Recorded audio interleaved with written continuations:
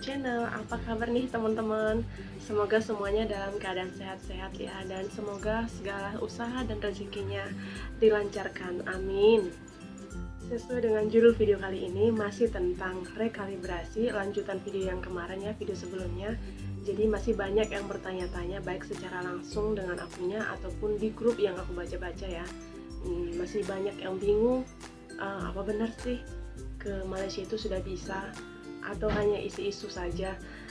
Nah, sebelum ke pembahasan berikutnya, aku kasih tahu dulu apa sih arti dari rekalibrasi itu, karena masih banyak sebagian besar teman-teman kita yang masih bingung apa sih arti dari rekalibrasi.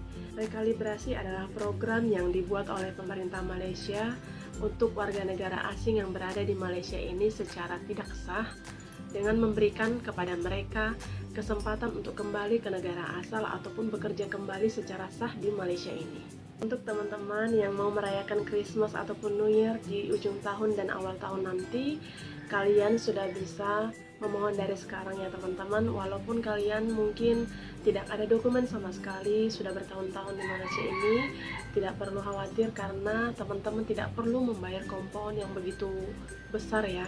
Sekarang dengan adanya program rekalibrasi ini, teman-teman hanya membayar kompon RM500 di counter imigrasi ketika di bandara nanti. Tanggal 30 September kemarin, Jabatan Imigrasi Malaysia sudah mengeluarkan senarai jalur atau pintu keluar untuk para TKI yang ingin mengikuti program rekalibrasi pulang. Jadi di senarai ini ada 3 pintu ataupun jalur keluar untuk kembali ke negara asal yang mengikuti program rekalibrasi pulang, yaitu ada dari Pasir Gudang. Nah, ini Pasir Gudang ada di Johor ya. Lalu ada dari Tulang Laut dan juga ada dari KLA. Nah, apa-apa saja syarat-syarat untuk mengikuti program rekalibrasi pulang dari KLA ataupun Tulang Laut dan juga Pasir Gudang? Nah, ketiga-tiganya ini kurang lebih sama ya teman-teman. Yang pertama itu harus memiliki paspor ataupun dokumen yang sah. Kalau misalnya teman-teman tidak ada paspor sama sekali, tidak ada dokumen sama sekali, kalian bisa membuat SPLP ke kantor kedutaan. Lalu yang kedua itu memiliki tiket pulang ke negara asal. Yang ketiga memiliki slip tes PCR. Yang keempat itu hadir ke counter immigration 1 hari ataupun 24 jam sebelum penerbangan. Nah, ini kalau di KLA harus hadir di counter immigration 24 jam ataupun 1 hari sebelum jam penerbangan. Lalu membayar kompon sebesar RM500. Nah, pembayaran kompon ini tidak bisa dilakukan secara tunai ya. Jadi kita harus membayarnya melalui card kredit ataupun card debit ataupun Touch and Go e-wallet. Nah, kalian bisa mengisi Touch and Go e-wallet kalian itu nanti di bandara.